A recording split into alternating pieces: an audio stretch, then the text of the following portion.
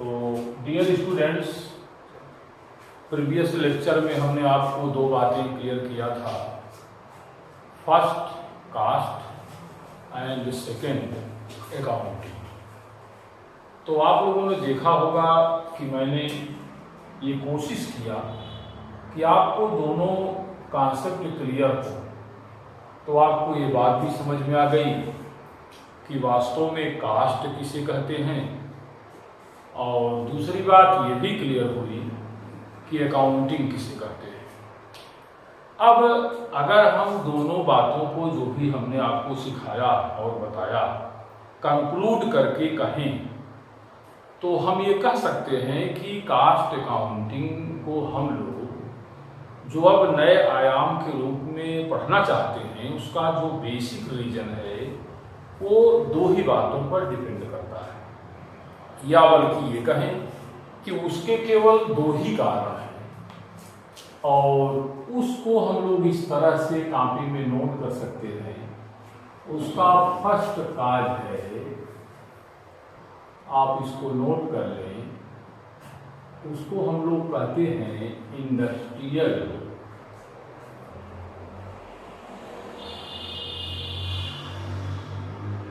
Development.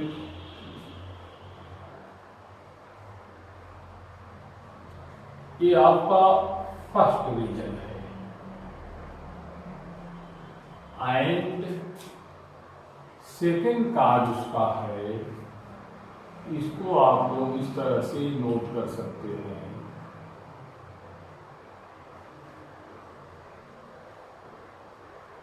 Limitations of financial accounting. तो ये बातें इतनी स्पष्ट हैं कि आप समझ भी रहे होंगे। यही दो पॉइंट हैं जिसकी वजह से हम लोग कास्ट अकाउंट पढ़ना चाहते हैं। फर्स्ट इंडस्ट्रियल डेवलपमेंट और second limitations of financial accounting. इसका मतलब ये हुआ कि उन दिनों विश्व स्तर पर, इंटरनेशनल लेवल पर चारों तरफ कई प्रकार से इंडस्ट्रियल डेवलपमेंट हो रहे थे, और दूसरी तरफ जो फाइनेंशियल अकाउंटिंग हम लोग पढ़ चुके थे उसकी भी कुछ लिमिटेशंस हैं जिसको आप मर्यादा कर सकते हैं। अर्थात फाइनेंशियल अकाउंटिंग की भी कुछ मर्यादाएं हैं जिसके तहत ही वह हमारी अकाउंटिंग हेल्प कर सकता है। It means all types of problems could not be solved by the help of financial accounting। तो निश्चित तौर पर कुछ समस्याएं हमारे सामने ऐसी भी आ रही होंगी जिसको शायद फाइनेंशियल अकाउंट मीट आउट करने में अपने को कमजोर पा रहा था। तो ये दो बातें हम आपके सामने रख रहे हैं, इसको आप माइंड में रखिए कि दिस इज द 2 पॉइंट्स और दिस इज द 2 काजेस जिसकी वजह से आपको कास्ट अकाउंट पढ़ना पड़ रहा है।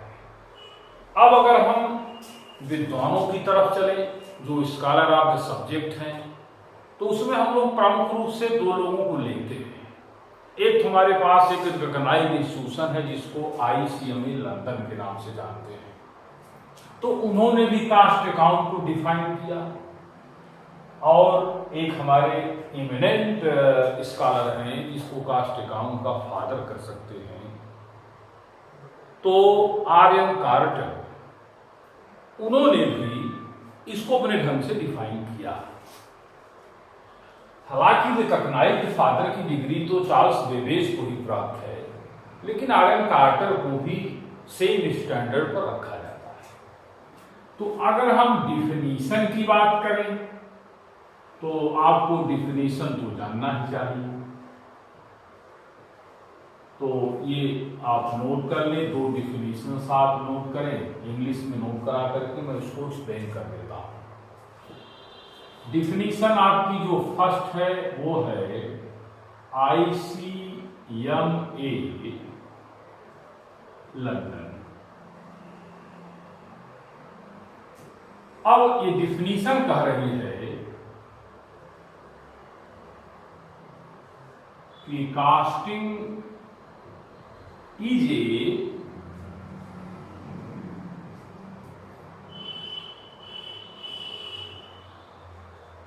Technique and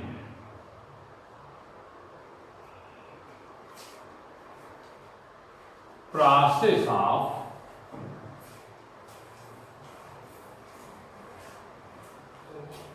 cast a certain merit, या इसको आप इस तरह से भी कह सकते हैं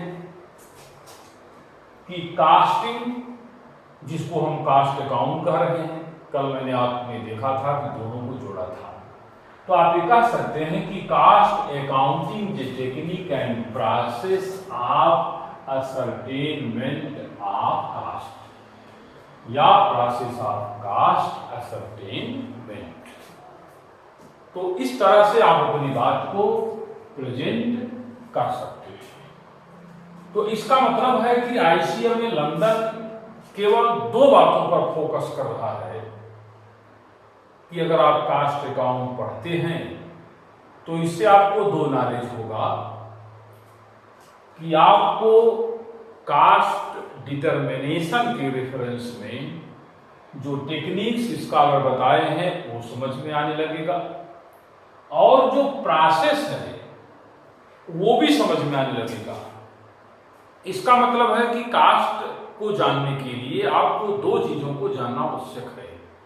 एक होता है प्रोसेस, इसका मतलब ये होगा कि कोई भी प्रोडक्ट या किसी भी प्रोडक्ट की कास्ट को आप सीधे तौर पर कैलकुलेट नहीं कर सकते, उसको आपको कई प्रोसेस में जोड़ करके समझना होगा, और उसको आप सीधे तौर पर भी नहीं कैलकुलेट कर सकते। इसका मतलब जो विद्वानों ने टेक्निकल रूट क्लियर किए हैं, तरीके बताए हैं, मेथड्स बताए हैं, उनको आपको फॉलो करना होगा। तो इसका मतलब कहानी बिल्कुल साफ है कि यदि आपको किसी भी वस्तु की कास्ट को डिटरमाइन करना है तो उस प्रोडक्शन प्रोसेस को भी आपको समझना होगा, और उस कैलकुलेशन टेक्निक को भी आपको जानना होगा। तो without clearing the technique and process of production you can not calculate the total cost of any product you are to produce. तो किसी भी वस्तु की कास्ट का डिटर्मिनेशन बिना दोनों को समझे आप नहीं कर सकते। तो इतनी बातें क्लियर है, ठीक। अब एक दूसरी डिफिनीशन जो RL कार्टर महोदय ने दिया, अब आप इसे भी नोट कर लें और ये देखें कि इस डिफिनीशन में कौन सी नई बात कही जा रही है। पहली डिफिनीशन की कहानी तो आपको शायद क्लियर हो गई होगी, और अगर हम RL कार्टर महोदय पर थोड़ा सा सिंपलाइज करें तो आप पहले इसको नोट कर लें, इसके बाद में इसको एक्सप्लेन करता हूं। Cost accounting, cost accounting defined as a, is defined as a, cost accounting is defined as a system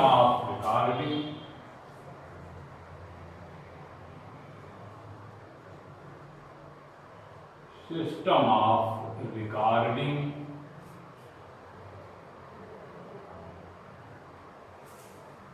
in accounts, recording in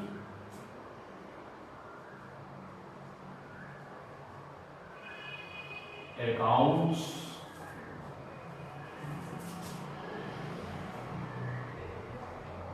the material used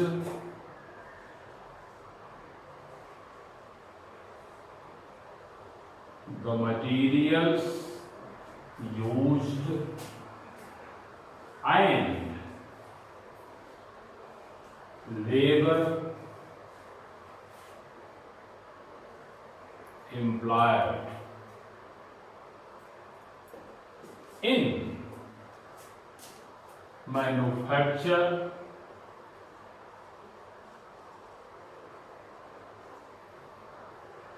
of a certain commodity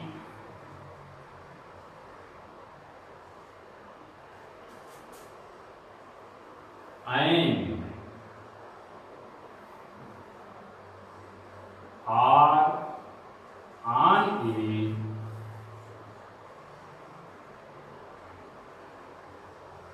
particular job। ये आपकी दूसरी definition है which is given by R.M. Carter. तो आप लोगों ने देखा कि R.M. कार्टर महोदय का जो फोकस है वो पूरी तौर पर दो बातों पर बेस्ड है।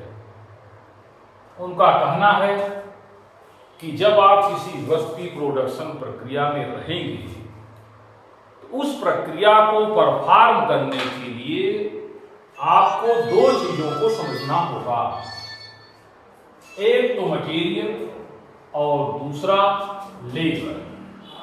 आप सब जानते हैं कि बिना मटेरियल और लेबर के कोई भी प्रोडक्शन प्रोसेस पॉसिबल नहीं हो सकता। तो इसका मतलब हुआ कि कार्टर महोदय ने दो बातों को फोकस किया, मटेरियल और लेबर को। और आपने देखा कि दो सुटेबल वर्ड यहां पर प्रयोग किए गए, मटेरियल के लिए यूज्ड लिखा गया और लेबर के लिए एम्प्लॉयड लिखा गया।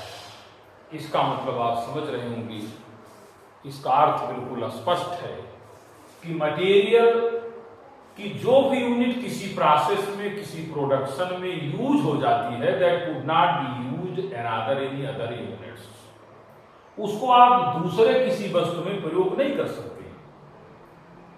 ये मटेरियल की फीचर है। लेकिन लेबर एक ऐसा एलिमेंट है, प्रोडक्शन का एलिमेंट है जिसे आप तमाम वस्तुओं पर प्रयोग में ला सकते हैं। तो इसलिए उन्होंने मटेरियल को यूज लिखा और लेबर को एम्प्लॉयड किया। और इसीलिए आप लोग जानते भी होंगे, फाइनेंशियल अकाउंट में आपने पढ़ा था कि वो material that would be used in production process related to nominal account and all those persons who are engaged in the production process that is known as personal account। और personal account का feature आपको स्पष्ट है कि उसमें बचने की प्रवृत्ति होती है, उसकी टेंडेंसी जो होती है वो बचा होता है, आफ्टर यूज बचता है। लेकिन मटेरियल आफ्टर यूज नहीं बचता।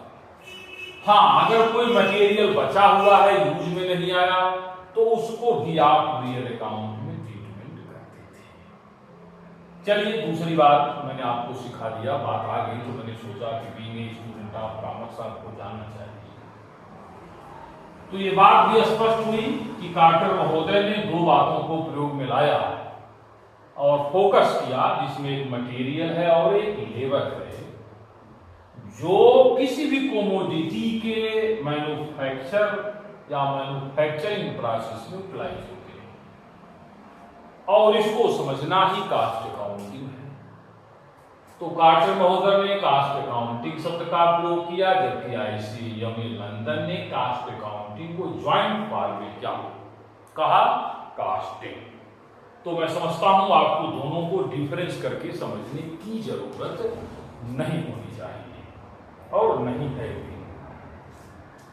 अब एक प्रश्न आपके सामने बनता है कि दोनों डिफिनीशन को समझ लेने के पश्चात क्या कोई और भी डिफिनीशन है जो हमें कास्ट अकाउंट के अर्थ को और स्पष्ट कर सके, या आपके माइंड में इसका जो बेसिक कॉन्सेप्ट है वो और इजी वे में इंटर कर सके, ऐसा आपके मन में विचार जाना चाहिए और जा भी रहा होगा। तो मैं आपसे एक चर्चा करता हूं। चर्चा यह है कि आप बीकॉम सेकेंड ईयर में जब परीक्षा में होंगे एग्जामिनेशन हॉल में, तो आप देखेंगे तमाम सारे वर्षों के अनुसार जब आप पढ़ेंगे during the your preparation leave, तो एक क्वेश्चन बार बार एग्जामिनेशन में पूछा गया होता है आपसे, और वो क्वेश्चन बड़ा मजेदार है। उसमें दो विशेषताएं हैं उस क्वेश्चन में।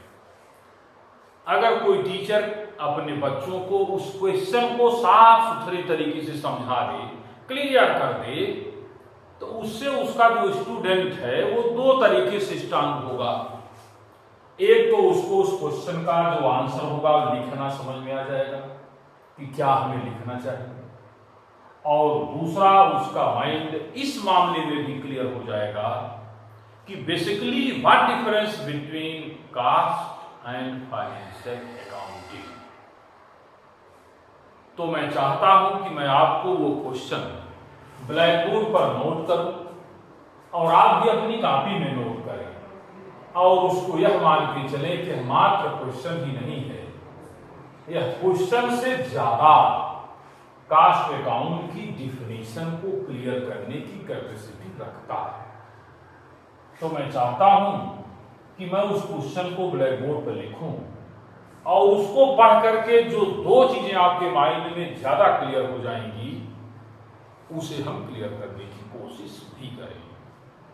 तो आप उसको वेरी इंपॉर्टेंट क्वेश्चन के नाम से जानें और कॉपी में सब लोग नोट कर लें और फिर उसको समझने की कोशिश करें। आपका क्वेश्चन मैं बोलता भी जा रहा हूं, आप लिखते भी रहिए। Cost accounting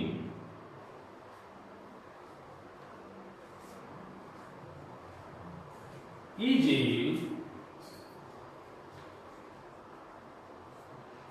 method of foresight, not a post-mortem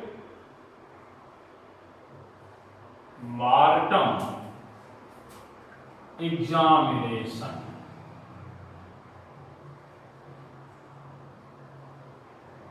यहां पर आप फुल स्टॉप कर देंगे। Examination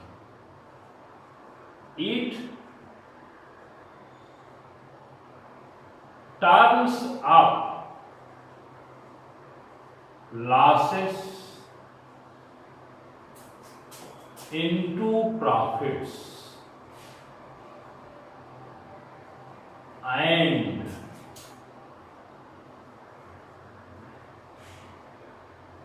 eliminates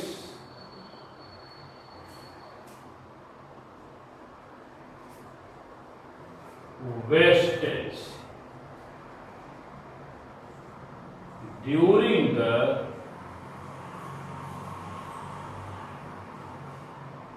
production process.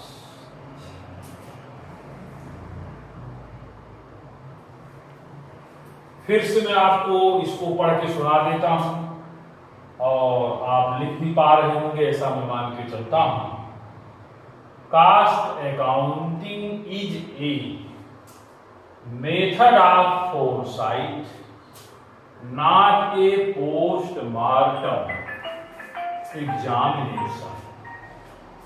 It turns up losses into profits and eliminates wastage during the production process. हो सकता है कि जो स्टेटमेंट दिया गया है क्वेश्चन के फॉर्म में इसको आप उतना बेहतर न समझ रहे हों जितना कि ये मैंने लिखा हुआ है। तो थोड़ा सा मैं इसकी आपको हिंदी भी स्पष्ट करता हूं, और जो लड़के इंग्लिश मीडियम के हैं वो भी इसको बेहतर तरीके से समझ पाएंगे, हिंदी वालों को भी स्पष्ट होगा। Cost accounting is a method of foresight. Foresight को हम लोग हिंदी में बोलते हैं दूरदर्शिता। दूरदर्शिता का मतलब होता है पूर्वानुमान, अगर कॉमर्स की भाषा में कहें फोरकास्टिंग। तो ये कहना चाहते हैं कि कास्ट अकाउंट में फोरकास्टिंग की कैपेसिटी है, अर्थात किसी चीज को वो पहले से समझ सकता है। Not a postmortem examination. Postmortem का मतलब होता है मरणोपरांत परीक्षण। आप लोग जानते हैं, सबको कंसेप्ट क्लियर है कि अगर किसी भी व्यक्ति की मृत्यु किसी भी हादसे में होती है तो उसका पोस्टमार्टम होता है, अर्थात डॉक्टर लोग ये जानने की कोशिश करते हैं, they are try to know the exact cause of death. It is a process recognised by the your government and other legal authorities. इसका मतलब है कि पोस्टमार्टम हुए बिना आप ये नहीं समझ सकते कि वास्तव में डेथ के पीछे वजह क्या है। तो पोस्टमार्टम एग्जामिनेशन का अर्थ हुआ मरणोपरांत परीक्षण। It turns up losses. Turns up का मतलब यह हुआ कि किसी चीज को बदल देना, अर्थात इसमें एक बताना चाहते हैं कि कास्ट अकाउंटिंग में एक कैपेसिटी है कि हानियों को परिवर्तित कर सकता है। कहा किसमें? कहा प्रॉफिट में। इसका मतलब अगर देखा जाए तो इनडायरेक्टली ये कहना चाहते हैं कि such type of capacity financial account में नहीं है जो कि इसमें है। और एक बात आप लोग लेक्चर में समझते रहें, मेरे कहने का कोशिश, मेरे कहने का अभिप्राय यह कदापि नहीं है कि अभी तक आपने जो फाइनेंशियल अकाउंटिंग पढ़ा था वो कास्ट अकाउंटिंग के कंपैरिजन में वैध है, ऐसा नहीं है। आप अगर इसके कंसेप्ट को देख रहे होंगे तो लिमिटेशंस ऑफ फाइनेंशियल अकाउंटिंग, इसका मतलब जहां जहां फाइनेंशियल अकाउंटिंग को कमजोर पा रहे थे स्कॉलर्स ऑफ अकाउंटेंसी, उन समस्याओं का समाधान भी इन्होंने कास्ट अकाउंट में खोजने की कोशिश की। मैं टोटली ये कहने नहीं आया हूं, मैं कह सकता हूं, मैं कहना चाहता हूं कि फाइनेंशियल अकाउंटिंग कास्ट अकाउंटिंग के कंपेयर में काफी बैड है, ऐसा मैं कुछ नहीं कह रहा हूं। इसका मतलब आप समझ रहे होंगे कि पूरे अकाउंटिंग प्रोसेस में तमाम जगहों पर फाइनेंशियल अकाउंट स्ट्रांग पोजीशन में है, तो पूरे कॉमर्शियल फील्ड में कहीं कहीं कास्ट अकाउंटिंग भी स्ट्रांग पोजीशन में है, अर्थात जहां ये कमजोर है वहां इसे मजबूत करने की कोशिश की गई, और जहां फाइनेंशियल अकाउंट मजबूत स्ट्रांग पोजीशन में था वहां कास्ट अकाउंट को मजबूत करने की कोशिश नहीं भी की गई या पहले मजबूत नहीं है। तो it turns up losses into profit. कहा इसमें कैपेसिटी है कि अपनी हानियों को लॉस में टर्न अप करा सकता है, प्रॉफिट में टर्न अप करा सकता है।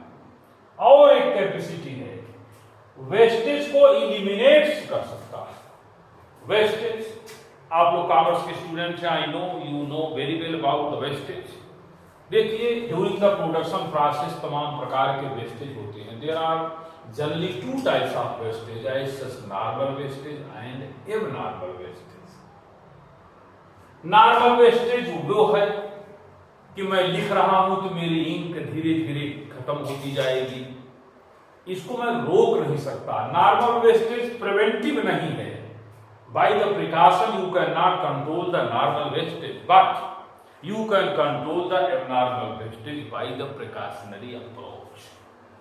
अगर व्यक्ति में प्रोडक्शन डिपार्टमेंट में जो लगे हुए मैनेजर्स हैं उनमें अप्रोच हो कि हम अपने वेस्टेज को कैसे रोकें, अब ये वेस्टेज मटेरियल का भी होता है, टाइम का होता है, हमारे तमाम प्रकार का वेस्टेज है। और अगर वेस्टेज होते रहेंगे तो जाहिर सी बात है कि कास्ट ऑफ प्रोडक्शन बढ़ेगा। इसलिए कास्ट अकाउंट ये कहना चाहता है कि मेरी कैपेसिटी है कि मैं चाहूं तो वेस्टेज को रोक सकता हूं। और ये वेस्टेज कब होंगे? During the production process.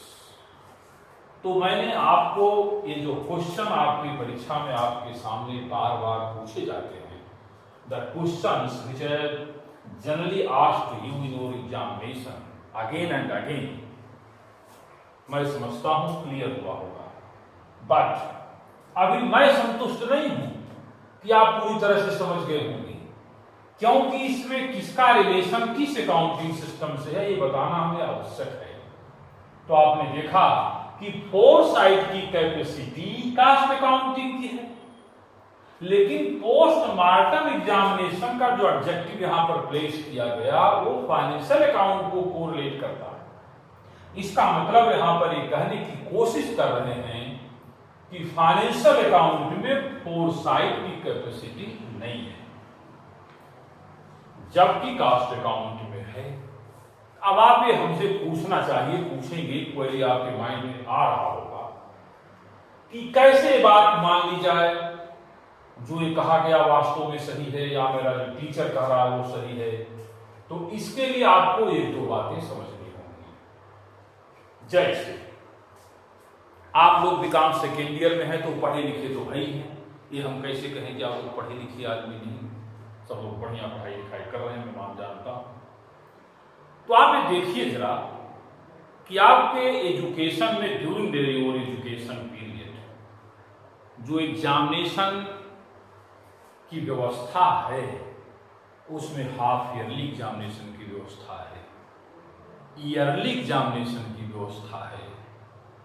कभी कभी आपको देखते हैं सेमेस्टर सिस्टम में यूनिट टेस्ट भी हो रहा है। इसका मतलब government and organisation both are serious about the future of student and both are want to know the position and strength of knowledge of their students during the education period.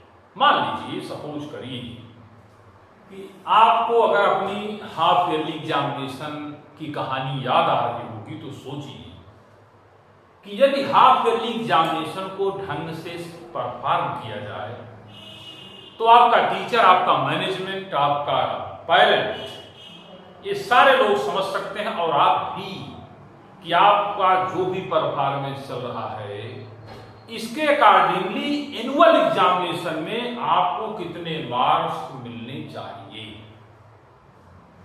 ये चीज half yearly की examination में समझा जा सकता है। और अगर कोई लड़का ठीक से ढंग से पढ़ाई नहीं कर रहा है तो उसे भी ये बात समझ में आ जाएगी कि एनुअल एग्जामिनेशन में उसका रिजल्ट किस तरह का हो सकता है। ये कहानी बिल्कुल स्पष्ट है। तो आप जरा अपने हाफ ईयरली एग्जामिनेशन के मेरिट पर सोचिए, अर्थात उस एग्जामिनेशन के हेल्प के से आप ये समझ सकते हैं कि एनुअल एग्जामिनेशन का आपका परफॉर्मेंस क्या होगा। तो जाहिर सी बात है, आपको मालूम भी है कि फाइनेंशियल अकाउंट में जो भी हम स्टेटमेंट बनाते हैं वो चाहे प्रॉफिट एंड लॉस अकाउंट हो और चाहे बैलेंस शीट हो, दोनों को हम फाइनेंशियल अकाउंट में बनाते हैं। तो आप लोग जरा बताइए कब बनाते हैं। तो हमारे लड़के आवाज दे रहे हैं पीछे से कि sir ending of the year, वर्ष के अंत में हम लोग बनाते हैं। सभी लोग जानते हैं कि एंडिंग ऑफ द ईयर हम लोग प्रॉफिट एंड लॉस अकाउंट और बैलेंस शीट बनाते हैं। जरा सोचिए कि अगर वर्ष के अंत में आपका व्यवसाय प्रॉफिट की जगह पर लॉस शो करने लगे, फाइनेंशियल पोजीशन बेहतर शो करने के स्थान पर वीक फाइनेंशियल पोजीशन को शो करे, तो आपको कैसा लगेगा? आपके मन मस्तिष्क पर कैसा प्रभाव पड़ेगा? आप डिमोरलाइज होंगे, परेशान होंगे। लेकिन इस सब के बावजूद भी कितना भी आप उसकी जांच पड़ताल क्यों न करें, आप अपने रिजल्ट को जो लास्ट में है कभी भी साल के अंत में प्रॉफिट में टर्नअप नहीं करा सकते। परंतु इसका मतलब आप समझ रहे होंगे कि यह फाइनेंशियल अकाउंट की डिमेरिट है। डिमेरिट यह है कि without completing the work you can not prepare your accounts and you can not prepare your balance sheet. क्यों? क्योंकि फाइनेंशियल अकाउंट वर्ष के अंत में इसको बनाता है। तो इसका मतलब जो स्कॉलर ऑफ द सब्जेक्ट्स थे उनको कुछ समस्याएं महसूस हो रही थी, तो उन्होंने एक ऐसे काउंटिंग सिस्टम को मार्केट में लाने की कोशिश की, प्रैक्टिस में लाने की कोशिश की, जो अकाउंटिंग सिस्टम उनको last of the year, ending of the year information provide तो करे ही, बल्कि यदि वो चाहें तो during the production process, mid of the year, quarter of the year अपना अकाउंट प्रिपेयर करें और उस एस्टिमेटेड अकाउंट से एस्टिमेटेड प्रॉफिट या लॉस को समझने की कोशिश करें या ट्रेंड ऑफ द बिजनेस उनको पता लगे।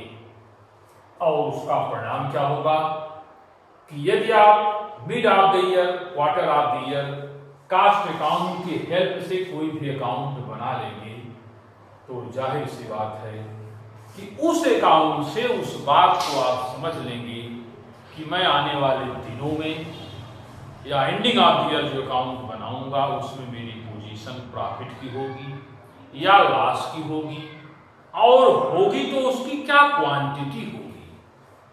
तो इसका मतलब है कि हमारे स्कॉलरों ने इस बात की पूरी कोशिश की कि यदि हम कास्ट अकाउंट पढ़ेंगे तो हमारे अंदर फोरसाइट की कैपेसिटी जनरेट होगी, और उसका रिजल्ट क्या होगा?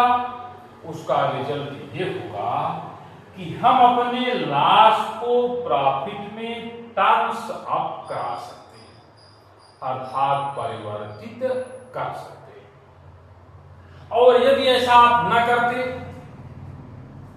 आप भी वर्ष के अंत में ही अकाउंट प्रिपेयर करते 31 दिसंबर को या 31 मार्च को और लास्ट में होते, तो कितना भी पोस्टमार्टम क्यों न कराते, बड़े बड़े स्कॉलरों को बुला करके स्टडी न कराते, कारण समझ जाते, सारी बात समझ में आती कि घाटे का कारण क्या था, परंतु आप अपने घाटे को प्रॉफिट में टर्नअप नहीं करा सकते।